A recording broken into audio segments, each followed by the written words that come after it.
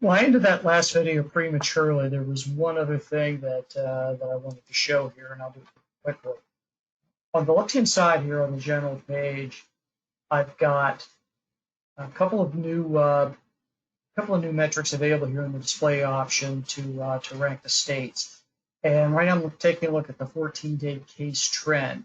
That's the cases for the last 14 days as a percent of the cases for the 14 days prior. Now we know that Florida and Texas and Georgia and South Carolina were high on the list there. We actually see that the state with the highest case trend over the last 14 days is Idaho.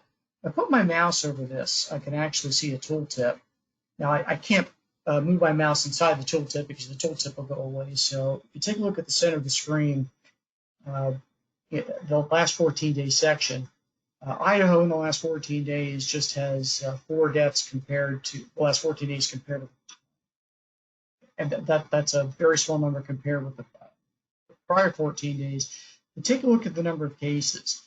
They have 3,422 cases the last 2 weeks. That is almost a 300% increase. It's actually a 296%, 295% increase over the prior 2 weeks. Now I can click on Idaho here and actually see the details. We see just a huge spike in cases of the last 2 weeks. That's even more as a percent increase than what Florida had, and obviously Florida had a big increase. Florida, if I put my mouse over that, well, they were second in the country in terms of cases the last 2 weeks compared with the 2 weeks prior, 210%. But Idaho was actually first in the nation, 295%.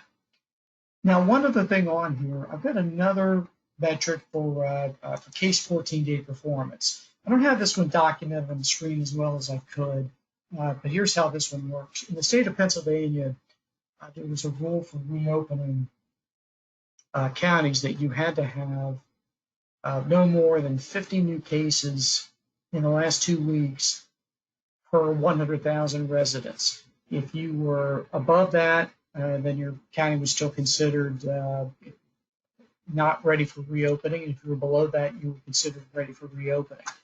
So we see that Arizona here is the top of the list. Now, that number of 12, what that represents, we've got 7.2 million people in Arizona. And over the last 14 days, they've had 44,000 cases.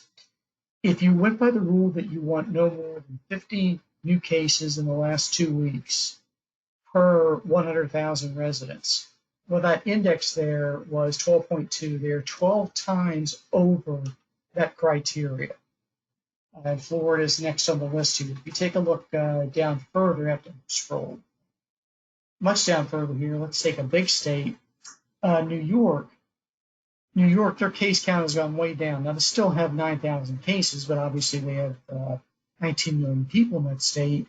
So that index is 0.95. That means that they are actually below the threshold of no more than 50 new cases per 100,000 residents. So just another way to evaluate states. You can argue that the 50 new cases per 100,000 residents, some would argue that's too strict. Some would argue it's not strict enough, but it's at least a starting point. So just 2 more visualizations here and we're available.